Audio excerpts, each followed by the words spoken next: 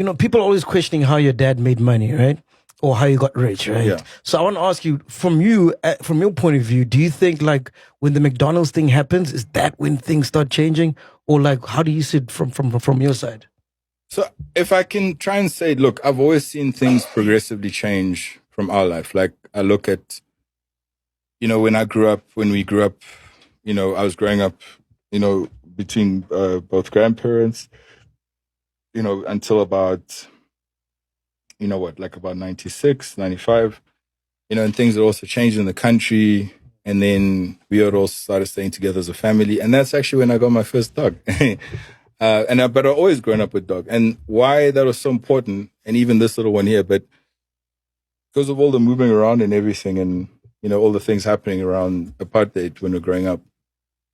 I'm 38, by the way, so let me also claim my apartheid Join the club, chronological credentials of being around that time and what. But what I'm trying to say is that, so my dad was always moving around, and we never really stayed with him because he was always moving around. But so, as I said, we stayed between grandparents, and then we finally started staying together as a family with my brother, and.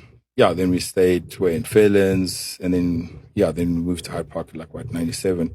So yeah, look, I mean, I'm not gonna lie, you'd always been the only black kid, those rich black kids, the only black kid. But I was also the first black kid who played South Africa water polo. You know, I was also the first black kid to be captain. Wow. But yeah, but I'm just saying, you know.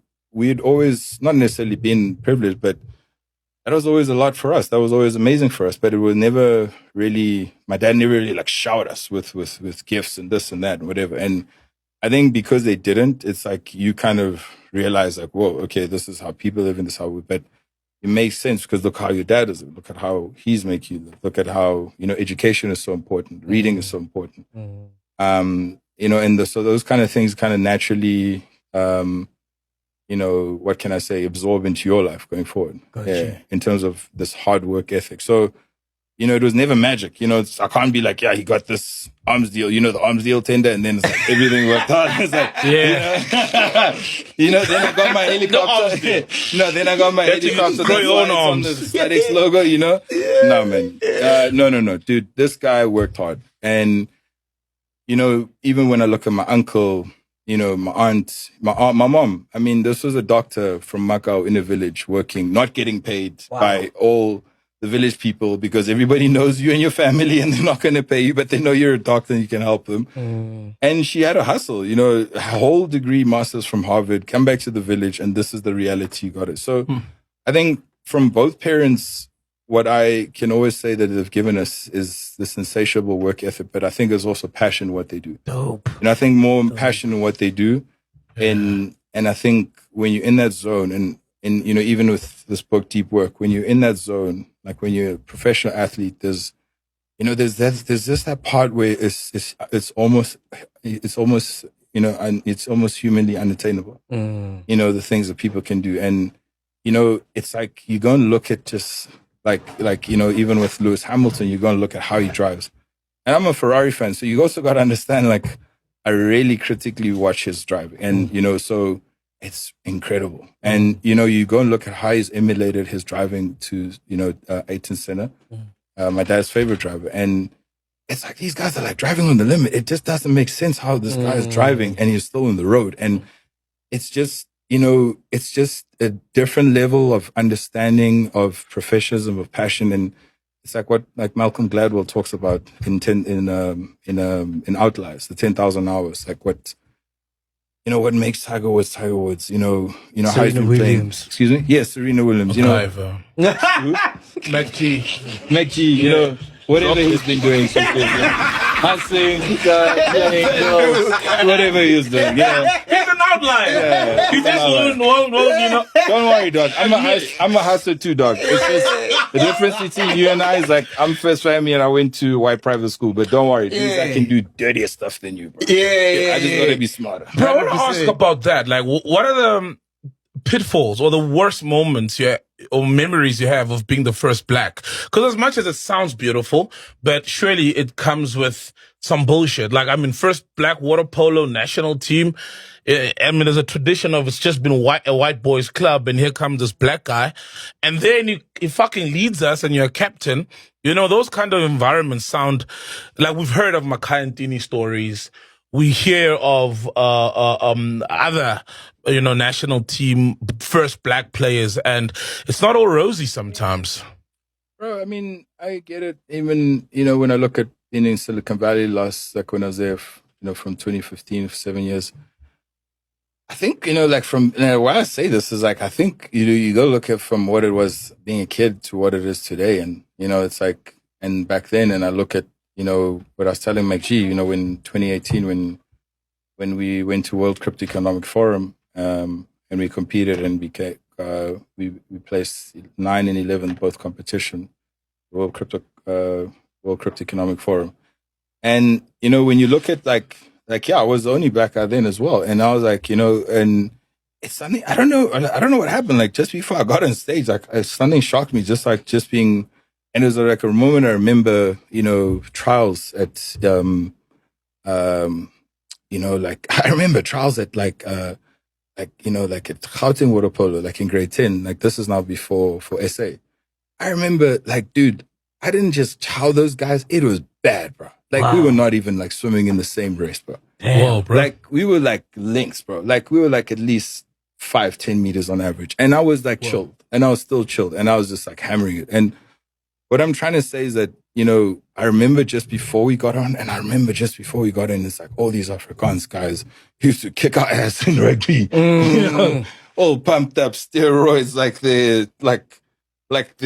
their pimples are like, guys look like they're about to step on a bodybuilding stage with like about to jump in the pool. I'm just like, am I at the wrong competition? You know what I mean? Yeah. And yeah, we also that's when you got introduced to all these things back then, steroids, all this. And we were like, geez, okay, we're obviously not doing the same things, bro. But what I'm saying is that I remember, and now it's like, dude, I remember being in the locker room, like everyone's speaking Afrikaans. And, I also didn't understand that. Okay, they're doing that. Okay, now we're all here. You're the only guy from a private school. So you're there.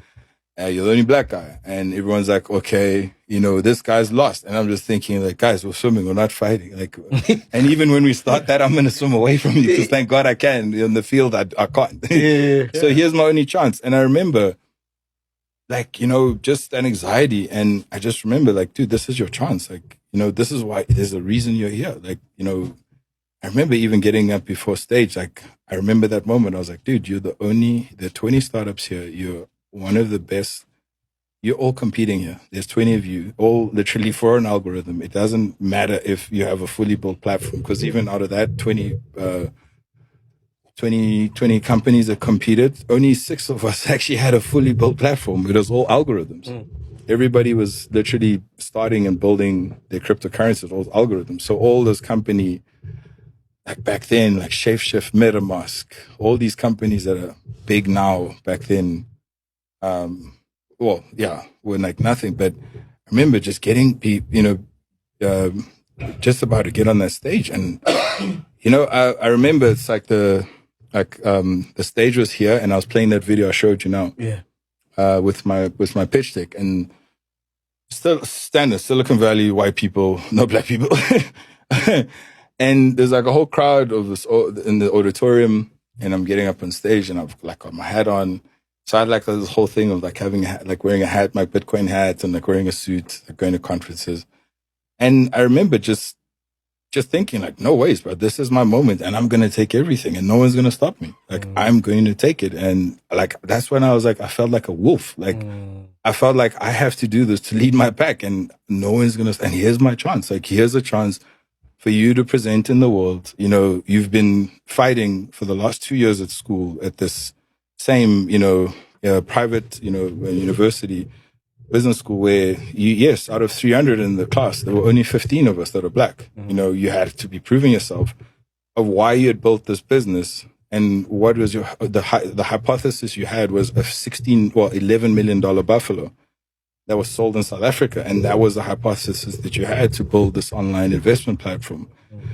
So when you look at it, it's like, dude, all these things are not happening for nothing. You know what I mean? They're happening for a reason, and I'm here doing it. You know, so I even remember the conversation I had with my dad. And I think the moment where I realized, you know, for him, where he had like kind of made it and his success, and I realized, I was like, okay, like, wow. I think it was when 2017, when I saw him crying on stage when he became president. I was like, wow, okay. And I was like, I remember, I was like, yeah, the last time I saw this guy cry was when my grandma died. So I was like, okay, I know for him, that was like a big moment, you know? You in your prime, because there's a certain time when you're prime, and you got to make the most of it. Yeah, no, I agree with you, man. Let's talk about your childhood, man. Like, where were you born in Venda? Nivagai? So I wasn't born in Venda. Oh, you're not born in Venda? No. So this is always the thing. We're always like being questioned about how Venda we are. So to the vendor people, you're not vendor enough. And to other non-vendor people, you're like, yeah, super vendor. Bro, you're not everything enough. I'm like an alien. My best friends are like always like I'm an alien, because it's like you're not black enough because you didn't grow up like every other black person. Jeez, but then bro, when you try and explain it, it's like... Do you have a vendor name? I've got two. A vendor name? Of course. Yeah, what are they? Angwani na Chibasa. Angwani? Na Chibasa. Chibasa. Angwani. Chibase. Chibase. Yes. Chibase. Like with the Chivase. Well, with the V, but you say with the Chibase. Yes, Yeah, I've seen that. Yes. But written Chivase, yeah? Angwani Chibasa. How do you get two vendor names, bro? So, Angwani is actually a name I was given. It's actually quite interesting. So, both my grandfathers, so they both had cancer, right? At the same time before I was born. And so my father's father, he passed. And then I was given the name Hangwani to forget that I was born around the time. And then, so then my mother's father was still alive.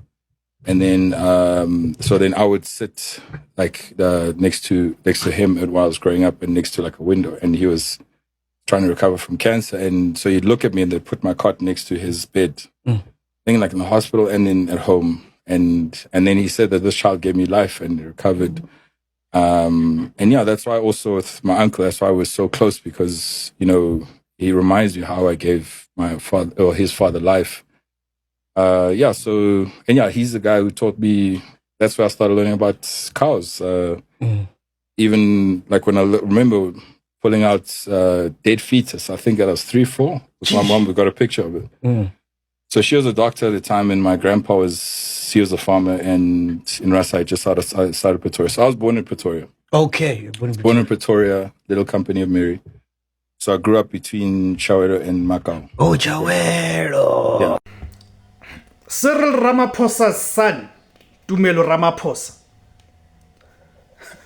wants us to believe that his father, Cyril Ramaphosa, made all these millions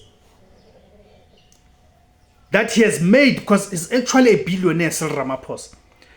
He wants us to believe that this is due to Ramaphosa's hard work, astuteness, and business acumen.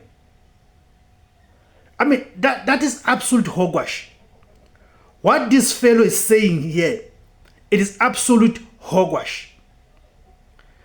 He is trying, of course, as is expected, of course, he is Ramaphosa's son. He is a beneficiary of his father's shenanigans. So, of course, he will come to the media platforms to try to distort history and also attempt to cleanse his father's image. But the correct historical context is that Cyril Ramaphosa never established any thriving business. Cyril Ramaphosa was given money by the openemers. He is their project. He was a police informant, just like Msua Teralokota once said. So, he was given money to establish the National Union of Mine Workers. Because that's how capital thinks. It thinks well ahead of us. It needed to create a trade union that is going to, to maintain and manage the black miners when they revolt against the system and revolt against the mining companies. So they gave him the money to establish the NUM. Look at what happened. After the unbanning of the ANC, then they pushed him, because they had already captured the likes of Mandela and stuff. They pushed Cyril Ramaphosa to be the ANC Secretary General. Then they later on took him out of politics. He was given shares because, remember, he had negotiated the sunset clause and all of that. This constitution that we have in this country, the sunset clause and all of that, it is what has brought money for Cyril Ramaphosa. So the money that he has made, it is through selling out. So he has been rewarded by being given the shares in all these white-owned businesses. That's how he became a billionaire. Not because he's smart, not because he's got a business acumen, he's astute or anything like that. No. So his son should not come to the media platform to try and distort history. We know our history and have to tell it like it is. Cyril Ramaphosa is rich because he's a sellout. Thank you guys for tuning in. My name is Tebos Kosana. The name of the platform is IZWI LABANSUNDU, the voice for Africans. Kama Africa.